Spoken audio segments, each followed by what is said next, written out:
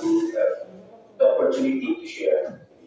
So maraming salamat po for this opportunity. Isa po nakaka-believe. I'm so much humbled and grateful po to be part of your event as the area authority head in jurisdiction. Okay, let me start with the safety talk. Nasa COVID-19 pa rin tayo, so I would like to remind everyone to please keep a safe distance, always wear your mask, always wash your hands, and clean and disinfect surfaces. Especially mga dala-dala natin siguro papunta sa mga kwarto or sa rooms or sa mga bahay-bahay natin. Okay, just to be safe. Okay, today, pag-uusapan po natin ang tatlo actually item na kinompress natin into one topic. We will be talking about the fundamentals and overview, suppression for aircraft hangar. Ang objective for this is that number one is to know the fundamentals of foam suppression of aircraft hangar. So we will have an overview of construction ng hangar, overview of the fire protection and detection for aircraft hangar, and yung standard na ginagamit dito sa hangar. Secondly, fundamentals and overview naman ng foam suppression equipment for petrochemical industries, wherein our objective is to learn what are the processes involved in petroleum refineries, yung mga fire hazards na nasa refinery, at saka ang fire protection ang kailangan sa isang refinery. Lastly, let's going to discuss yung fundamental and overview. Ito naman ang ating gustong i-discuss yung sa chemical system for warehouses of hazardous materials. So, alamin natin dito ano ba yung hazardous material storage, what are the chemical hazards in the warehouse, ano yung important aspect of hazardous material storage, at ano ba yung entry fee code that governs the storage and handling of hazardous materials. Okay, so yun yung ating tatlong topic. And just to go through this, which is binanggit na ni Ma'am kanina, thank you so much. Ako po si Engineer James Abarca, taga Baguio, Ilocano. So nalimbag na bigat amin. If there are Ilocanos there in Aklan ngayon, yung mga nakikinig sa Baguio, yung taga RMEE Protection Station, aming kaibigan niya na si Superintendent Reduca. I hope he's listening now. Okay, and yun, binanggit ni Ma'am kanina. And one more thing is I'm also part of PIFO, Quezon City, as a Vice President for External, and currently having this NFP CFPS training. Ito yung meeting namin last time with Chief Superintendent Pancho, sir. Thank you so much. And lately, nagkaroon na kami ng signing of MOA, Memorandum of Agreement, with General Borocan for the between BFP and PSME, Philippine Society of Mechanical Engineers. It is an honor to have this agreement in working in partnership with AllFirE. I'm part of the technical division of PSME, wherein we are envisioning to have a strong foundation educating implementation of fire protection standards. At magkaroon talaga kami ng certified local international certificates sa aming mga members, at sa mga kabataan naman, we are having a vision to estudyante pa lang sila, gusto na lang sila maging knowledgeable and skilled in the field of fire protection. That's why we have a mission to educate all our chapters ng fire pro and to establish mentorship. And we have this registration with us. We are inviting the personnel also to please join us in this advocacy, in this group, for us to help together in implementing fire protection standards and educating everyone. Okay, now just to tell you, sa loob na trabaho, tulad ng sinabi ni Ma'am kanina, currently I'm the Business Development Manager of Fire ASEAN region. So I'm based in Philippines, but hawak ang buong Asia. And we are 25 years expert in the foam industry. We have actually more than 6,000 na ito yung foam designs namin. Currently, nasa Nigeria, ang daming projects sa Nigeria. And marami ngayon yung mga projects na nangyayari. Although we have our own testing facility ng HUGAR and FM sa aming yard, no? Sa aming factory. No? And pag sinabing HUGAR and FM, this is a third-party certification body, to test and qualify yung quality ng iyong equipment. And it's so privileged na meron kami excited yan sa aming facility. And we are expanding ourselves globally, which is ako ngayon yung nandito sa Pilipinas. Okay, let's move on with our topic. Let me start with talking about basic fundamentals. I believe I'm talking to the authorities having jurisdiction. You all know this, but let me just remind you. This is a fact that I have drawn that is composed of heat, fuel, oxygen, and chemical reaction. So fuel, this is the material that burns. Oxygen is considered as the fuel to release energy. Heat that initiates and sustains oxidation process as nagkakaroon siya ng chain reaction. Tanggalin ng isa dito, there will be no fire. Sa case ng foam suppression, you are suppressing the oxygen. Tinatanggal natin yung oxygen. And then, another basic fundamental for fire, in this figure, for example, the paper being burned, initially the molecules of the paper are so intact, okay, that is close to each other. However, when heat is being introduced, this heat loosens those molecules. These molecules go farther apart from one another. That's why becoming a gas.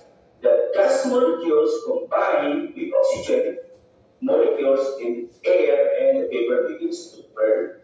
Ang tawag dyan ay pyrolysis. That's why in every fluid, it has to be converted into its gaseous state bago yan pagkaroon ng burning state talaga. So yung papel, hindi yung mismong papel, yung the gaseous form of the paper. Same thing with flammable liquid. Ganun din ang nangyari. That flammable liquid has to come to its gaseous state para mag-start ng flame or fire. So, pyrolysis ang tawag doon. The reason why is we have to be aware of the gaseous state ng isang fuel dahil kapag sinabing gaseous state, may expose lang yan sa oxygen or any ignition, it will create a fire. Meron example dito, isang video ng isang petrochemical station. Okay? If titignan nyo, parang wala. But at this stage, the liquid form of this gasoline has been converted into a gaseous state. That's why, kaya dangerous kasi pagka-introduce lang yun, ng konting heat or ignition, right away, there will be a ma-reach na nga yung fire point niya, then nagkaroon ng flame.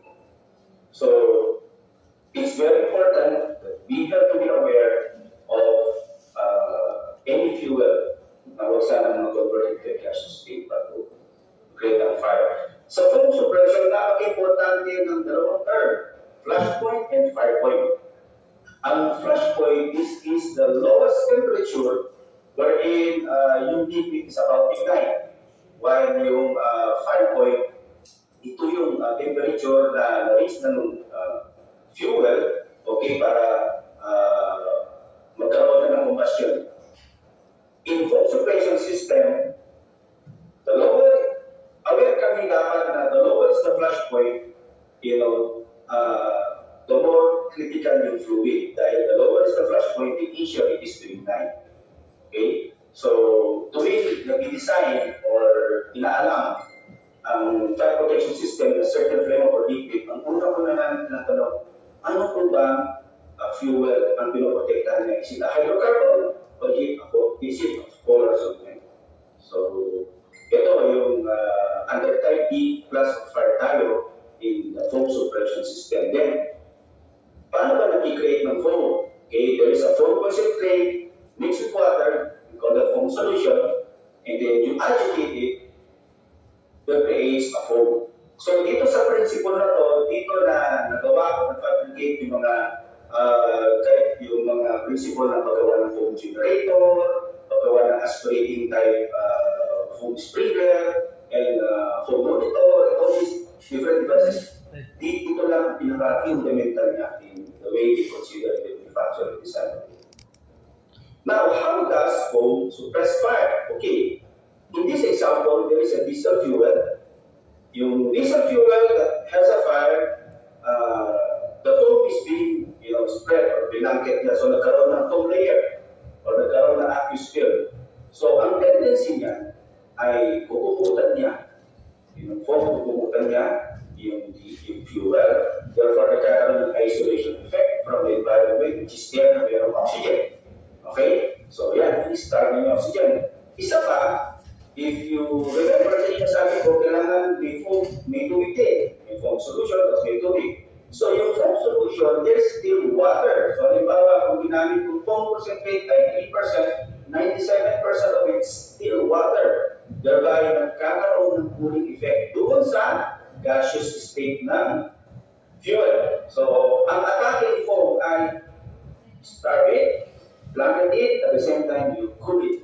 So, ganun epekto ang foam concentrate. That's why, napaka-importante yung good quality of foam. Mamaya, ipapakita ko sa inyo, paano ba namin tinitest yung quality ng foam? Dahil sa fire protection, lagi dalawa dapat ang ating kinoconsider, yung standard of design and installation and yung product code. Napakalaking bagay ng product code. Because even if ginawa mo nga ng tama, install ng tama, pero yung in-install mo naman, yung nilagay mo, ay wala sa standard, hindi na test based on code, hindi pa rin siya doon maging effective. So later, I'll show you how foam is being tested based on UL162. Okay. Ang mga klase ng foam ay ito. We have a protein foam. Lately, isa lang itong biodegradable foam.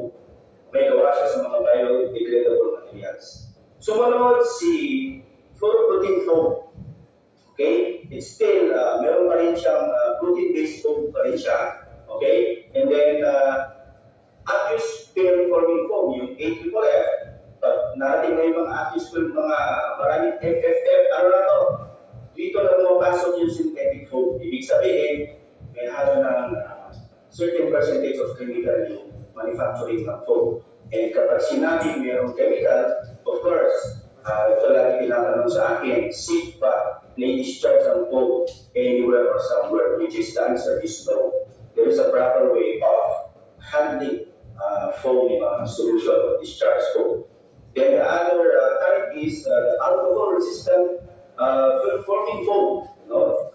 So far, ito yung synthetic foam na most ginagamit sa market because in terms of property like knockdown, heat resistance, fuel tolerance, vapor suppression, alcohol resistance, siya yung pero pinaka ang magandang property. Okay? And in this figure, it will explain as well. Kasi halimbawa, si AFFF, which is very much applicable din ito sa mga hydrocarbon, yes, it has a low surface tension, least spreads, and high burn, and quick knockdown. Kaso, kapag ginamit mo na ito sa polar solvents, pag sinabing polar solvents yung mga alcohol-based, mga ginagamit natin sa mga chemical plants, no?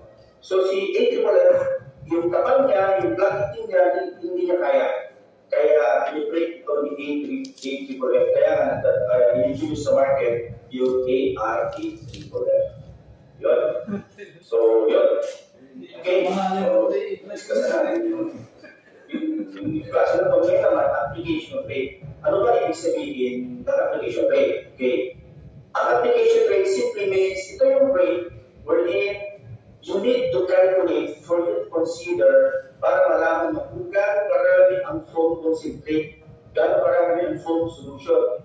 So, bakit ko kailangan ng foam concentrate? Kasi kailangan ko malaman si foam concentrate dahil later on, kailangan ko ng bladder tank or any containment para sa foam concentrate. At bakit ko kailangan yung foam solution? Kasi kailangan ko si foam solution in deciding and selecting for my discharge devices tulad ng monitor, yung foam generator na kailangan natin sa aircraft hangar.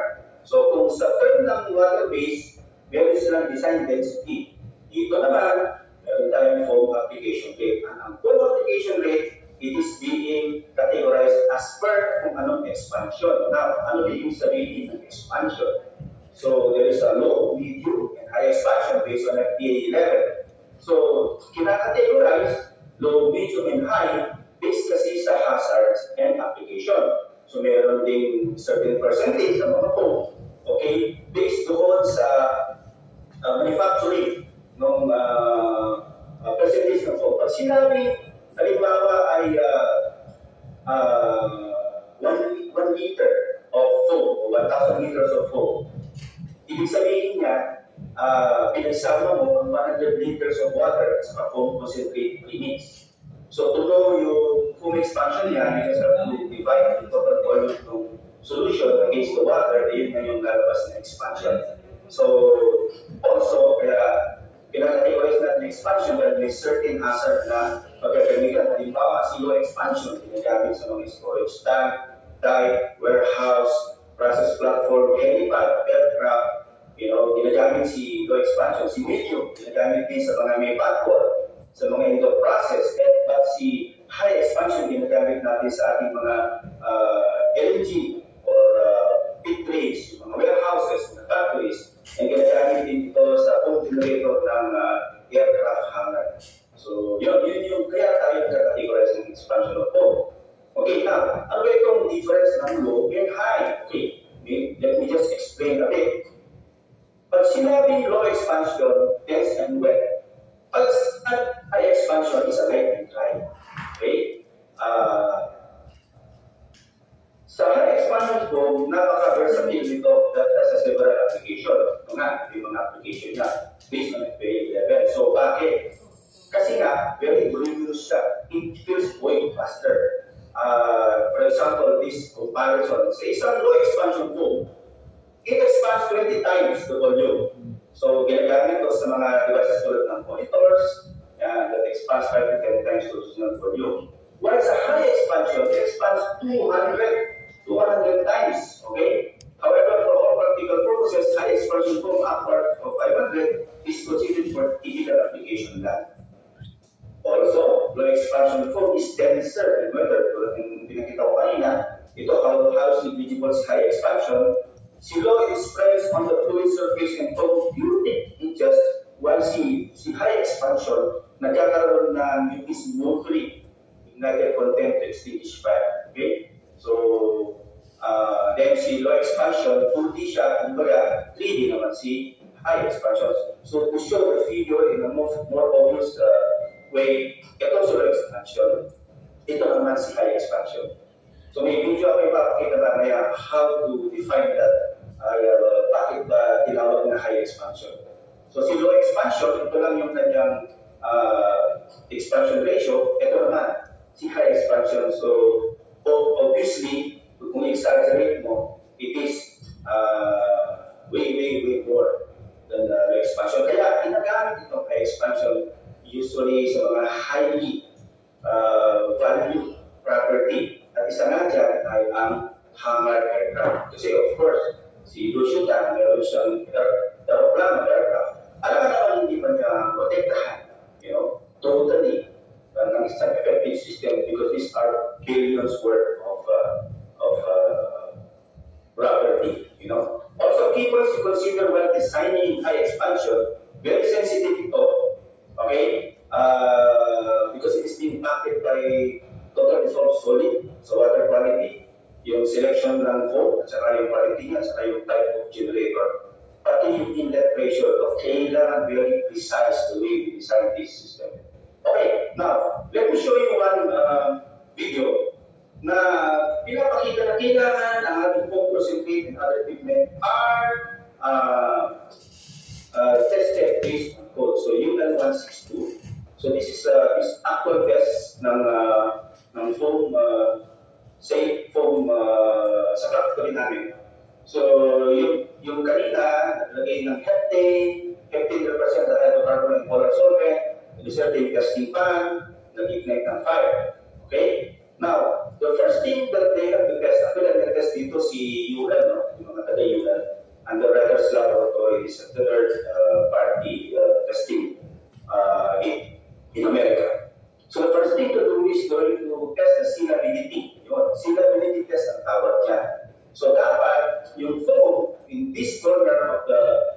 pan, meron dapat at least 90% of accepted effectivity. Okay? So, bakit? Siyempre, hindi natin perfect yan. At least 90. Ngayon, ito, iti-test ngayon yung corner. Dapat ang ating foam ay malakas siya. Nasisigla dapat yung fuel. Otherwise, magkakaroon ng direct ng continuous ignition, hindi niya ma-isolate. Okay? Next, yun, magkaroon ng flame.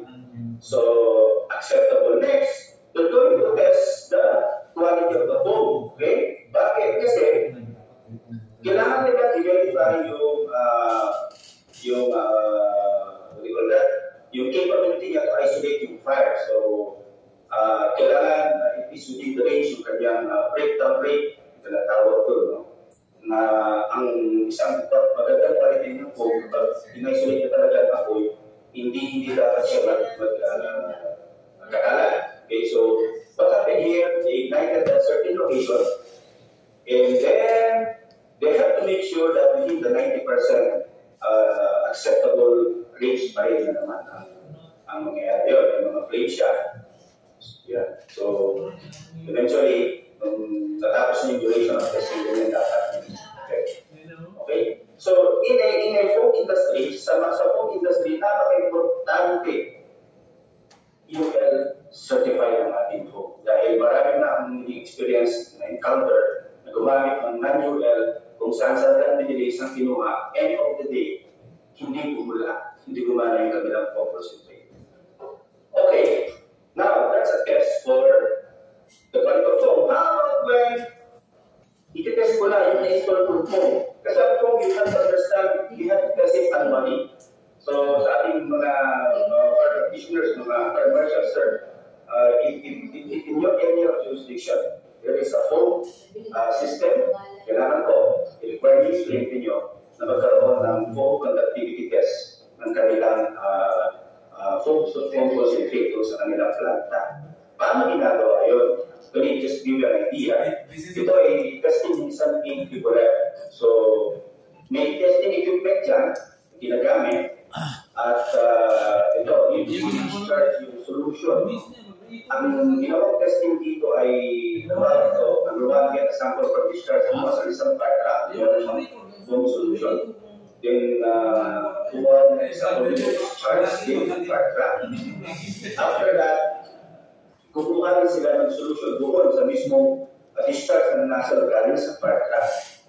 So, ang step 4, ito nasa laboratory na ito, actually, ang analysis na ito parang sa chemistry, kung may mga engineering sa inyo, kung may kapal ng chemistry, may mga beaker ka, meron kang weighing scale, so i-weigh mo muna yung walang laman, then i-identify mo sa pinuha yung mga sample mo, then saka maglagay ngayon ng foam concentrate, kinuha mo in a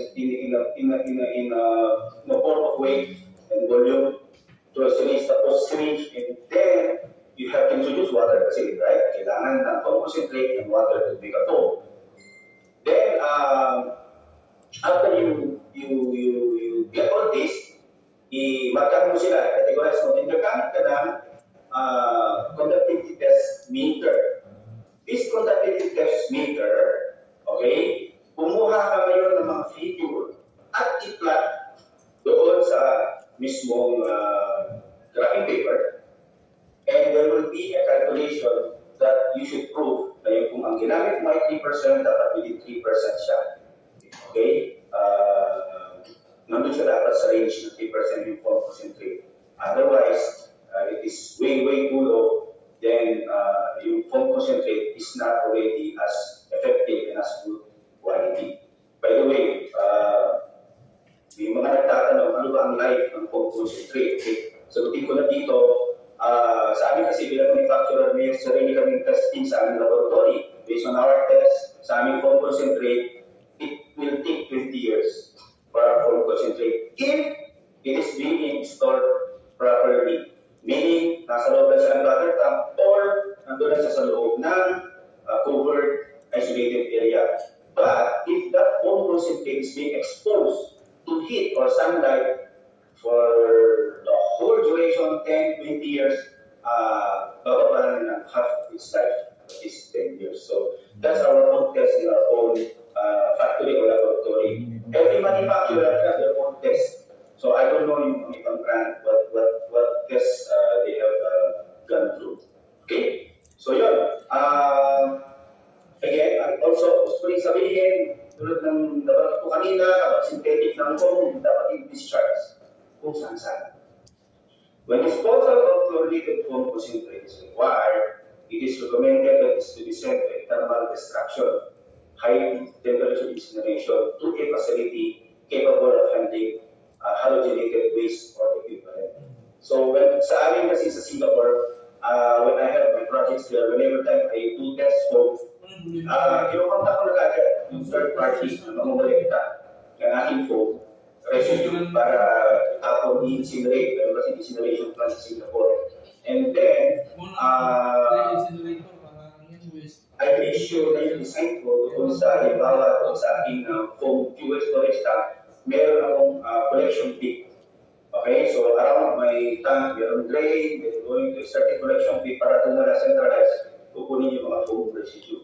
Okay, this is how I design in Singapore. And at yung ika naman, okay, second option is when the military government dispose of their foam, they use incineration. The next method is that they call solidification, which is putting foam into a medium such as concrete and taking the concrete plus the hazardous material landfill. Yeah, that's another way how to discharge the foam. So I think here in the Philippines we can do this kung wala tayong incineration plants. So again, I just wanted to share this because ang foam concentrate foam solution discharge and when it's being discharged, it should be thrown to bodies of water or directly to the environment kasi meron itong chemical content. Yan. Now, ano ba yung mga foam? Ano yung mga equipment? It's very simple. There should be a storage, there should be a proportioning, and there should be a discharge. So sa case natin sa aircraft hangar, atmospheric tank yung ginagamit natin. Kasi within capacity pa lang siya hanggang 15,000 liters ang bladder tanks. More than that, sa mga processing plants, kapag kailangan ng 20,000, 30,000, gumagamit na sila ng atmospheric tanks. Okay? Ibig sabihin, wala ng bladder yun sa loob, pero kailangan nila ng foam pump. No? Kailangan nila ng medium to brew yung foam. While yung bladder tanks na ginagamit mo, ang principle lang dito ay yung sa fluid mechanics. Yung college kami, yung Venturi principle sa mechanical engineering. Okay? And ang mga discharge devices, when it comes to foam, iba-iba. Meron yung foam sprinkler, meron foam maker, foam chamber, ito yung nilalagay sa mga fuel storage tank. O kaya foam monitor, nilalagay sa perimeter ng isang plant. And medium or high expansion foam sa aircraft hangar. Lastly, please be aware, sir, that ang foam daw dapat fuel listed. Ang component niya ang laging fuel listed as mandated by 4.1.1. So ito yung nahanapin mo ng Eurasia foam system. And these are the applications of foam. Yun, okay. Let me go sa hangar. So that's the introduction of foam. Medyo nakahaba ng konti, but I'll make it fast here. We are using NFA 409 when we deal with aircraft hangar. Okay, in the Philippines, ang dami nating aeroplano, maraming aircraft hangar, and there will be one of the biggest airport, I think, in Bulacan. Although there are some issues, but I hope it will push through. Paano ba nag-operate ang aircraft hangar? Let's say there's a fire within the protected area. The detector has detected it, whereby magbibigay ngayon ng signal sa solenoid valve, ng deluge valve. So, few things will happen. If yung aircraft hangar mo ay design mo na directly foam sprinkler, so agad-agad foam yung lalabas niya. However, if yung aircraft hangar mo ay may foam generator at sa roof, hindi niya ay a water spray, just, okay, and just to protect that roof from collapsing with fire, ay tubig na labas niya sa sprinkler head sa taas. So, ano ba, meron kasi different type of hangar at meron din selection of system. Okay? So, ngayon, of course, nagkaroon na ng discharge, then the water will continuously come in, it will squeeze your bladder tank, therefore lalabas din ng concentrate to mix with the foam proportional. And there will be a continuous flow of the regular foam solution. So, kung gusto mong gamitin yung foam monitor mo, it is placed within the wingspan of the aircraft. You can use that or the foam hose reel. Ang reason kasi ito, kaya kailangan magiging ng foam hose reel o foam monitor, meron kasi kung minsan still fires or fires beneath the wing nitong plano. Okay, so hindi naman kada kailangan foam generator, but you can still suppress this fire through using this HANGAR equipment. Ang tawag niya is supplementary protection. Ang pinaka-primary protection nito ay si foam generator, while supplementary protection niya ay yung mga HANGAR equipment na nakapaligid. Okay, so I just want to show you a video. Ito a video of the Dubai at HANGAR. Pagkakaroon tayo ng appreciate natin yung system. Ayan lang.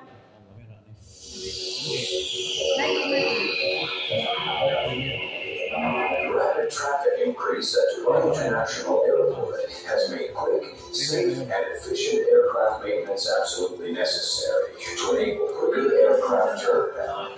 That is why Emirates has set up 8 new aircraft maintenance hangars, 8H, at Dubai International Airport. This is the biggest aircraft hangars complex in the world, equipped with the most advanced equipment and engineering techniques in the world. In supplying world-class technical support systems to the 8 new Emirates hangars at Dubai International Airport, ETA has once again proven itself as an engineering superpower in specialized applications. Technical pits. Advancement in aircraft maintenance technology has resulted in underfloor technical support systems that enable a vehicle-free hangar floor. The result is easier and safer maintenance operations. ETA has installed these new generation capabilities at the Emirates hangars in each of the 12 technical pits located in every hangar. These technical pits provide supplies needed for maintenance activities and are housed underground, flushed with the hangar floor. When locked away, they can withstand a rollover of 90 tons. When required, the technical pit can be unlocked from the ground and lifted to operational level with minimum manual effort. They can be stowed back with equal ease. There are 5 different types of technical pits used here, and each complies with National Fire Protection Association, NFPA standards, and all international standards requirements. Let's take a closer look at each type. Preconditioned air system. The preconditioned air system used by Emirates is unique in the world. It originates in a fixed centralized unit located just above the nose dock in the hangar, as opposed to the conventional preconditioned air systems that are mobile. An insulated duct carries the preconditioned air from the centralized unit through underfloor pipes to the preconditioned air pit.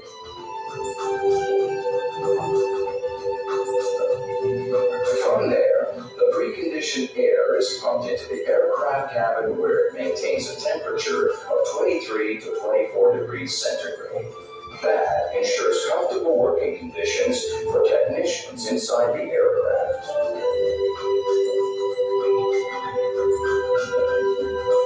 Fuel exhaust system pit. An important safety precaution before maintenance work commences on an aircraft is to remove even the smallest trace of fuel vapors from the fuel tanks. Even though the aircraft's fuel tanks are mechanically empty before bringing the aircraft into the hangar, the fuel exhaust system are used to suck out even the last traces of fuel vapors from the aircraft. ETA's fuel exhaust systems in the Emirates hangars do this effectively.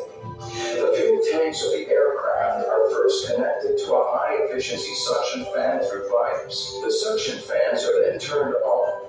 They draw out every trace of fuel and vapors and flush them out efficiently and safely into the ambient air, away from reduces the risk of fire during maintenance operations. Fire suppression system, deluge system.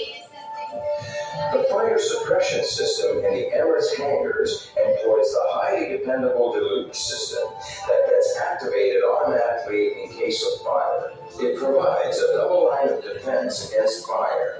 A fire pump in the building end pumps plain water, while a foam pump located closer to the hangar pumps a mixture of 97% water and 3% foam. This foolproof fire detection system is made up of two parts. The first part is the linear heat detection system. It is a highly sensitive matrix of wires placed in the ceiling that detects the exact coordinates of any fire and sets off the fire alarm. The fire's coordinates are relayed to the central fire control room. This activates the second part of the deluge system, which is called the triple IR system. This system is made up of 3 infrared cameras that shoot pictures of the site of the fire reported by the coordinates given by the linear heat detection system. All of this happens in milliseconds. Within 3 seconds of the linear heat detection system detecting the fire, the 2 oscillating monitor cannons under the high fire risk area under the wing of an aircraft start jetting water, swinging both ways in a wide arc. These water cannons can also be controlled manually if necessary. Within 10 seconds of fire detection, the overhead sprinklers start sprinkling a mixture of foam and water from the ceiling in a 30-meter radius of the coordinates of the fire. The deluge system takes away 2 out of the 3 components required for fire. It reduces temperature and separates oxygen from the fire. So even if the third element, which is fuel, is present, it is rendered harmless by the deluge system. Mixed index ducting. Mixed index ducting is a special system. Cut there. So, if you notice in that video, and also in this video, I just wanted to show how the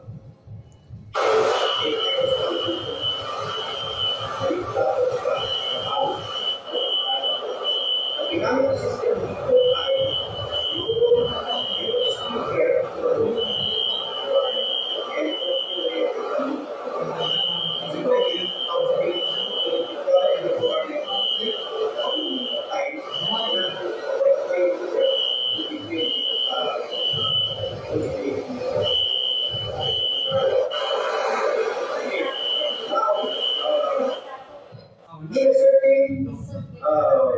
installation ng flow suppression sa isang aircraft hangar, sinasabi doon na hindi dapat yung air na gagamitin to agitate yung foam generator hindi dapat galing doon sa fire area. Kailangan fresh dito na air, kaya meron nilalagay na duct. Okay? Meron nilalagay na duct from the roof or from the side kapag doon nilagay yung foam generator. Why? Because hindi effective ang pag-foaming kapag polluted or contaminated na yung air na ginagaling sa foam generator. At ang foam, ang aircraft hangar are being categorized. Okay? Isang natin, being categorized ito sa type 1, type 2, type 3, type 4. Ang pagkakategorize ng kanilang type ay, ito ay dahil lang sa size at laki ng opening ng aircraft hangar. Okay? Ganun lang. Ganun lang ka na-categorize ang aircraft hangar. Pero, okay, so this type 2. Pero, ang the way it was being protected, kung anong fire protection ang gagamitin, ay halos pare-pareho. Okay? And, ang fire protection na gagamitin dyan ay it can be yung combination natin, sprinkler, at saka foam. Sprinkler sa taas, foam generator, at saka kailangan ng secondary, that is a foam monitor, okay? O a foam hose reel. And isa lang sa kakaiba, sa among the type ng aircraft hangar ay itong type 4 kasi membrane type material siya. Although this is a flame resistance material, it has to be guided sa NFPA 701. Okay, so tulad na sabi ko, ito yung fire protection, that combination, whenever you put a fire protection ng isang aircraft hangar. Pwedeng overhead foam, pwedeng deluge, closet-based function, or combination ng 3 or 2 of these systems. Now, in a foam system, napaka-importante yung aspiration and non-aspiration sa isang aircraft hangar kasi ina-identify kung anong klaseng ginamit kong foam concentrate, applicable ba ito sa aspirating or non-aspirating. Okay? Then sa aircraft hangar protection din, napaka-importante yung foam monitor. You can install either an oscillating monitor, which is it is being operated through a water flow. Okay, okay, yung fixed monitor system na ito yung oscillating, no? So, meron yung mga gears inside. Ito naman yung fixed foam monitor na kailangan ng human intervention, okay, in operation of it. Ganun din sa foam hose reel. Okay, now, sa foam suppression system, andiyan pa rin, applicable pa rin, you know, when we are calculating or designing yung principle sa water base, which is kasi gamit pa rin ako ng deluge dun sa aking sprinkler. However, dito kasi sa NFPA 409, identify na niya kung ano ba ang gagamitin mong mga design area. Sasabihin din niya agad kung anong gagamitin mo, distances din yung mga sprinkler. So unlike sa water base, hanapin pa, tatanungin pa kung anong hazard. While here, NFPA 09, sinabi na niya para makalculate natin right away yung ating mga requirement. Okay? At lagi rin sinasabi dito sa NFPA na dapat listed ang ating mga equipment. Hindi po pwede hindi listed because this is a high-value system. Okay? Now, in NFPA sa supplementary protection naman, may mga certain consideration dapat tayong gamitin, you know, in calculating it, no? Yung duration nila, ano yung flow nila, ganyan. And if you're going to use or sprinkler system, NFPA 13 pa rin. And designated na rin yung area of protection niya. So, napakadali mag-select, napakadali mag-design, and napakadaling alamin yung operation niya compared to the water-based system. Okay? And sinasabi din dito kung kaano kalayo at katagal yung distances ng mga hose pipe mo at the same time kung gaano mo siya talaga dapat katagal na i-extinguish yung fire with a certain duration of time. Okay? So, yan, dinadaanan ko na lang yung medyo mahaba kasi nadaanan ko na lang yung mga range na kailangan as far as kung is concerned. But one thing na kailangan na-stress din yung sir is that kailangan i-require nyo lagi ang foam system na meron reserve. This is based on a pay level. Okay? Kung isang kasi nagtitipid masyado yung client, he opted to install only the certain amount of ink calculated. But according to protocol, kailangan kung 1,000 liters na calculate mo, meron pa dapat nag-standby na 1,000 liters din. Okay? So, sa hand hose system naman, in the selection of it, nakadesignate na rin kung ilang liters. Okay? Nakadesignate na rin kung anong volume ang kailangan mo. So everything is being identified in 409, in NFPA 409, whenever we consider an aircraft hangar. Pati yung mga K-factor nila, nandito na. Yung mga design density nila, nandito na. Okay? So lahat ng group, ito hindi isa-isa ko lang. Yung mga group, nasa group 3 na ako. So I don't want to go further. Okay, so si Group 4, ito rin naman yung pinoconsider sa kanya, ito rin yung kanyang area, fire area, kung anong system ang kinakailangan, it can be a low expansion or a high expansion foam. No? So, and if you need a sprinkler, naka-identify na rin, kailangan daw ay quick response. Kapag sinabing quick response, if you're going to look at the bulb of the sprinkler, payat siya na 79.4 degrees. No? Okay, so in a foam suppression, yung required kanina sinasabing laging meron dapat 100% reserve. Ito yung isang system wherein sa bladder tank, pwede kasing gawin ng twin bladder tank ang design. Okay, para in case mo yung isa, buksan mo lang yung isolation valve and you can use the design. Then to activate, a foam suppression system, laging may provision run, manual, automatic and manual. Okay, sa detection ng foam suppression, it can be a direct activation sa control room, it can be a through fire detection system, it can be a manual intervention doon mismo sa reduce valve. So yun ang requirement ng code. So itong mga safety factor na pinapakita ko, ang ibig sabihin lang nito, kapag kasi nasa size ng foam generator, na kung saan ginamit kong system ay may sprinkler sa taas, meron tendency na habang nagwawa yung foam solution ko, binibreak siya ng tubig. To overcome that, magkakaroon yan ng mga calculation considering yung mga shrinkage, yan, at saka yung mga leakage. So, really, for any example ng aircraft hangar na meron ako, i-consider lahat yan. Nandun lahat. Yung term na breakdown, foam breakdown yan. Yung term na foam breakdown. Ito lang yung i-consider nung designer din yung operations, no? To verify na yung install na foam suppression sa aircraft is suitable to extinguish fire in 1 minute. 1 minute na pinag-usapan natin dito to fulfill point 9 of the floor. Okay?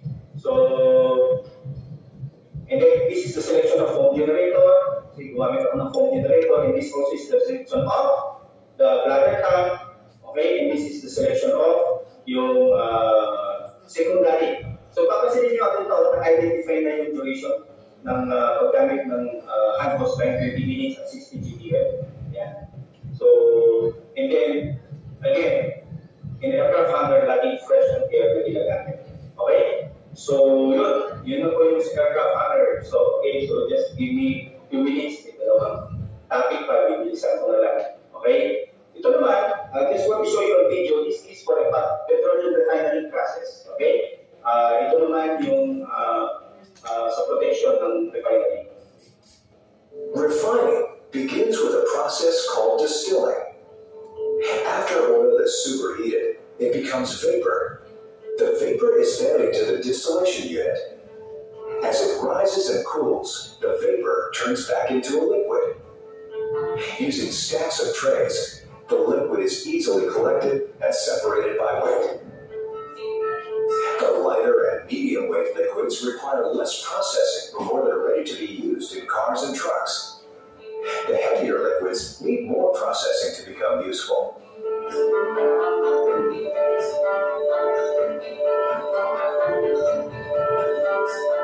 A process called cracking is used to maximize the usefulness of heavy oil.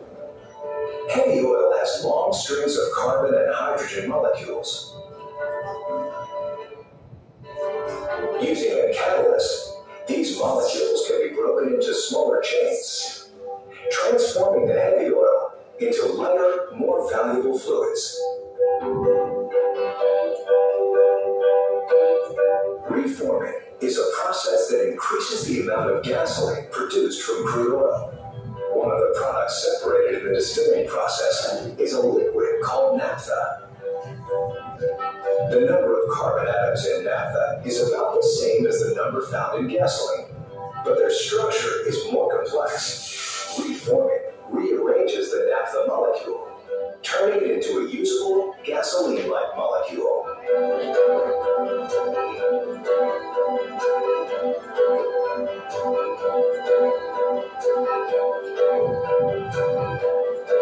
Blending is a process of mixing different refinery products to make finished petroleum fuels.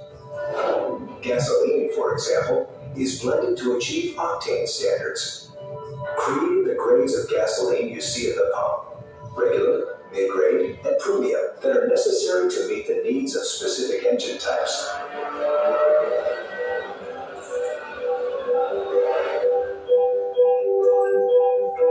Treating is a process used to produce cleaner gasoline, which helps protect both the environment and our health. Gasoline molecules contain impurities like sulfur that can be removed. When the molecules are heated and come in contact with a special catalyst, a chemical reaction occurs that strips the sulfur away.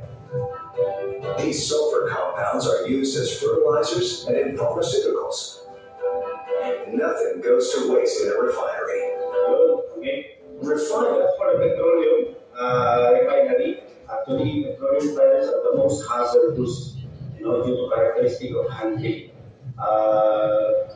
Napakaraming toxicity, reliability, explosion, physical hazard, noise, and lahat ng halos hazard na dun sa isang petrochemical industry. So, among all the types of hazard is yung fire, explosion, and toxicity na meron sa isang petrochemical refinery.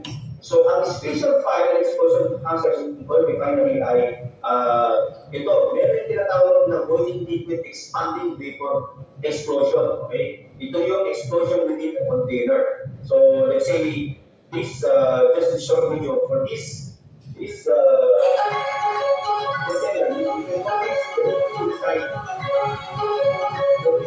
When a tank is exposed to sustained heat, such as from a fire, the liquid within the tank is forced to boil or vaporize, resulting in increased pressure in the tank. To prevent overstressing the tank, the relief device activates, venting the excess pressure. As pressure decreases in the tank, the valve begins to close. With continued heating, pressure again builds, causing the relief valve to reopen.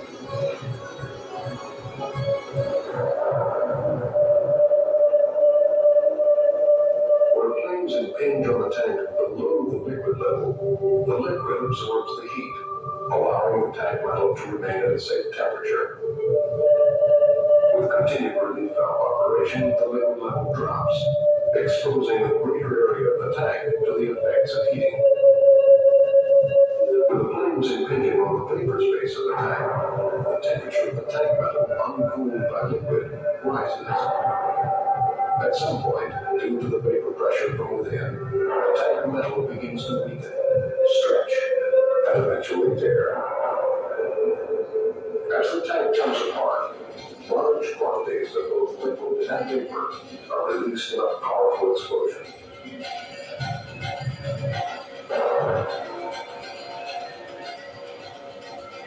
The heat radiated is sufficient to ignite combustibles and cause burns great distances from the explosion.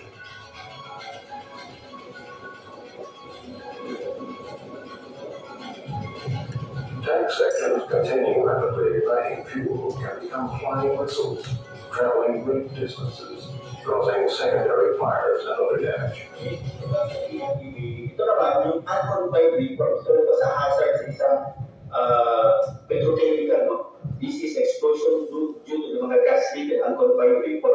So, you notice how, dito na lang sa video na to, you can notice how quick, this fire exploded because of this unconfined gas. Okay, that's one hazard for a petrochemical. Isa pa, yung spontaneous ignition. Ibig sabihin ng spontaneous ignition, ito yung mga materials exposed to air without any, nag-start sa mag-burn, without any, heat. Ang nangyayari lang, na-expose lang siya sa air. So, isa sa example dito, ito yung solid,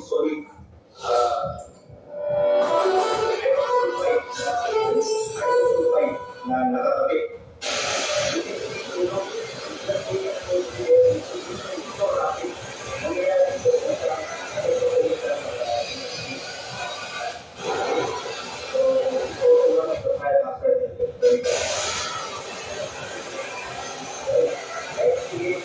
The ground fire due to refinery of flares.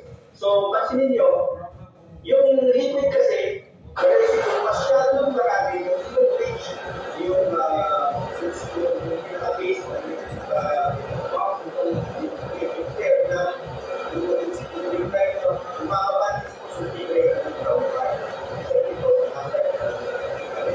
okay? And there are two types lagi ng fire safety sa petrochemical. There is passive fire and active fire. Pag sinabing passive fire is as well system which prevent the occurrence of unwanted events. Okay? Pag sinabing active fire naman, may be automated or manual and comes into action after the occurrence of the event. So typically, passive valve is a system for prevention and active valve is for protection.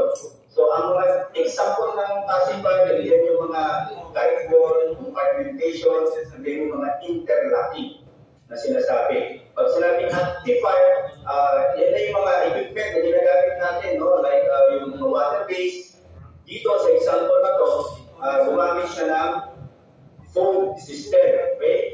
And kapag sinabi kasi yung water base, of course, gagawin pa rin natin yung mga foams na 30, kung start by 40, 15, kapag spray, dilute, and then in phase 16 kapag foam sprinkler. So, ang tinatanggal dito, kapag water base ay hit sa isa sunog, si foam is always starving the oxygen. Okay? Meron din isang hazard sa isang planta, you know, sa mga switch gears, mga electrical, kaya ginagamit dito yung mga lead engine based on NFA 2001. Tinatanggal yan sa fire tetrametron ay heat. Meron din dry chemical system, ito active fire itong sinasabi ko, wherein this also removes the oxygen. And in a certain fuel storage tank, isang petrochemical, ginagamit yung rim seal protection foam system pa rin ito, wherein it removes the oxygen. Okay? So, sa isang petrochemical industry, ito yung mga systems that is being used, and these are the hazards. And this is being applied accordingly. Okay? So, yan yung foam sa pag-identisin yung sa petrochemical overview. Ito naman, let's go for warehouse.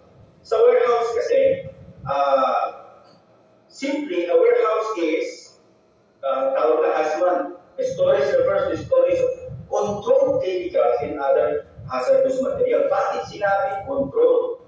Okay? Kasi nga, pwede naman ito pa-control as long as there is a proper SDS, safety data sheet. Ito kasi safety data sheet, ito yung nagsasabi ng toxicity, flammability, and all other properties, especially kung paano may protect yung isang hazard, no? So, yung hazard na chemical in the NFPA 400 is the one that governs this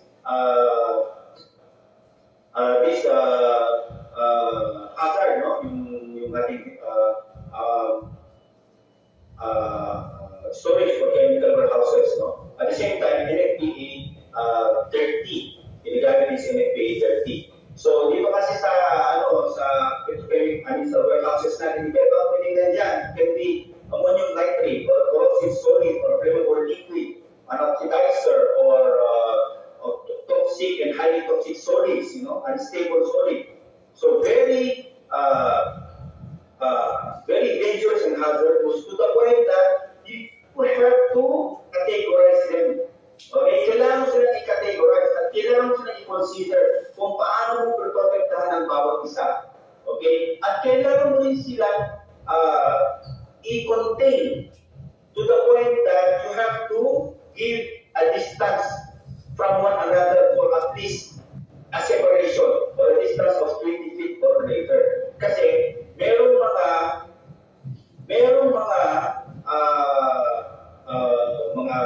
chemical na kapag pinagsama-sama mo, siya na pala ang source of explosion or ignition. So we have to be very careful of that. We have to really know the SDS.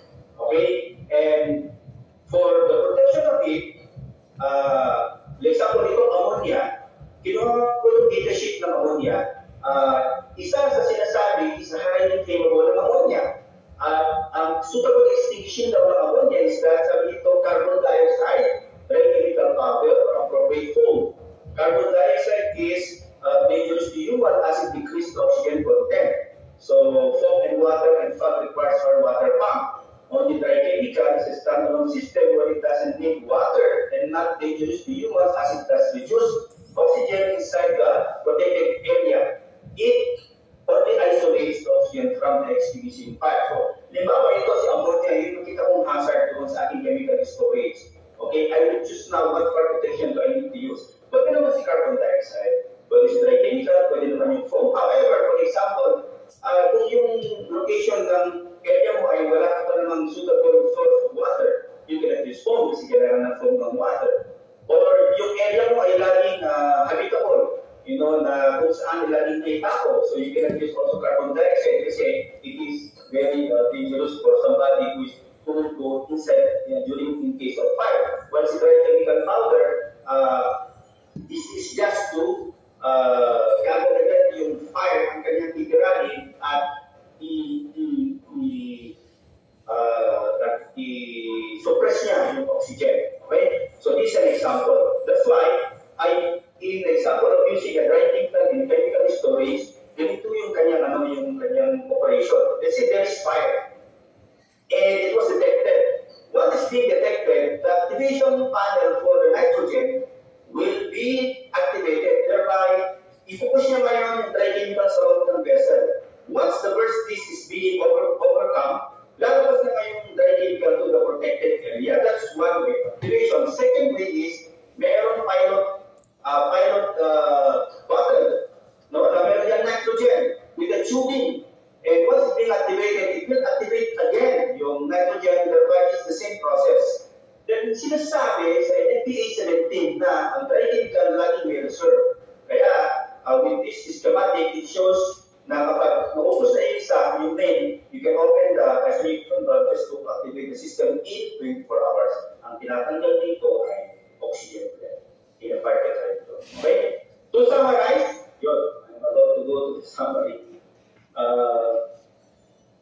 Aircraft HANGAR, pinag-aralan natin, pinag-usapan natin, the codes being covered ay NFPA 409, 11, 16. Okay? At ang aircraft HANGAR ay may different types of building. Type 1, Type 2, Type 3, and Type 4. At ang fire protection nila is always a combination of 2 or 3. Okay? To suppress the fire. Sa isang petrochemical industry, several hazards in protection ang involved. Na kung saan pwede ka mag-refer into different hazards pa rin sa NFPA 13, 14, 16, 11, 2001, and NFPA 17, which is yung dry chemical. And there's two types of fire. Okay? Yung passive and active. Passive, ito na yung sinabi ko kanina, mga compartmentation, interlocking, mga passive na yan. Active, ito na yung fixed fire protection, yung pinanggit ko mga system. Okay? So passive fire system is for the prevention and active fire system is for the protection. Sa isang chemical warehouse, okay, there are several hazards and the code governing it is NFPA 400, 17, 11, and 30. And the standard requires chemical manufacturers and importers to prepare labels and safety data sheet. So, laging may data sheet tayo. Okay? For building storing hazardous material that need a value application, pre-engineered dry chemical system is also recommended. Yan ang sa dry chemical system. Okay?